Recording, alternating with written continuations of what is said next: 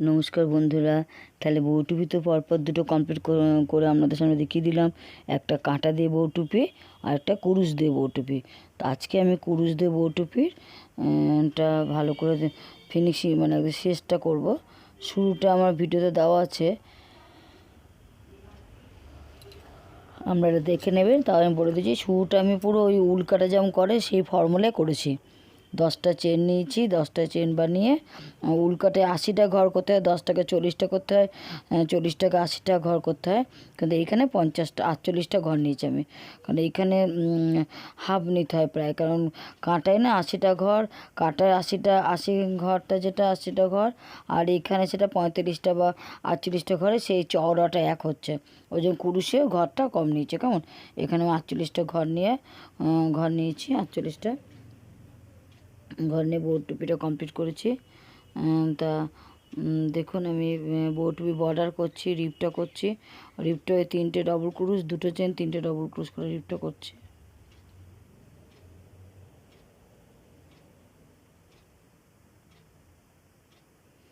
এইখানে তাহলে 10টা চেন বানিয়ে ঘরটা বাড়িয়ে নেব। ঘরটা বেশি বাড়াতে লাগবে না, 48টা ঘর মতো বাড়িয়েছি। বাড়িয়ে পরিষ্কার 48 ঘর সোজা ডবল ক্রুশ বানিয়েছি, একটা করে ডবল ক্রুশ বানিয়েছি। হ্যাঁ, কোনো চেন না, শুধু একটা করে ডবল ক্রুশ।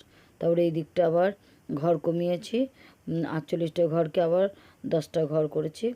10টা ঘর করে আবার 10টা চেন করে নিয়েছি, 10টা চেন বানিয়ে 10টা চেনকে 25 কাটা বানিয়ে নিয়েছি। বানিয়ে তারপরে এটা রিপটা করছি, এটা শুধু বর্ডারটা করছি। বড়াটা 3টে ডবল ক্রুশ, 2টো চেন, 3টে ডবল ক্রুশ, 2টো বউ টুপি কমপ্লিট হয়ে গেল। তাহলে রিপটা আমরা এই ডিজাইনটা দিতে পারেন, যে কোনো প্লেন জিনিস এই রিপটা দিতে পারেন। 3টে ডবল ক্রুশ, 2টো চেন, 3টে ডবল ক্রুশ। কেমন, যে লাস্টে ফিনিশিং ঠিক করার জন্য উল্টা না কাটবেন, উল্টা ঢুকিয়ে ভিতরে ঢুকিয়ে তারপরে লাস্টে কাটবেন, তাহলে এটা মজবুত হবে, খুলে যাওয়ার ভয় নেই। কেমন,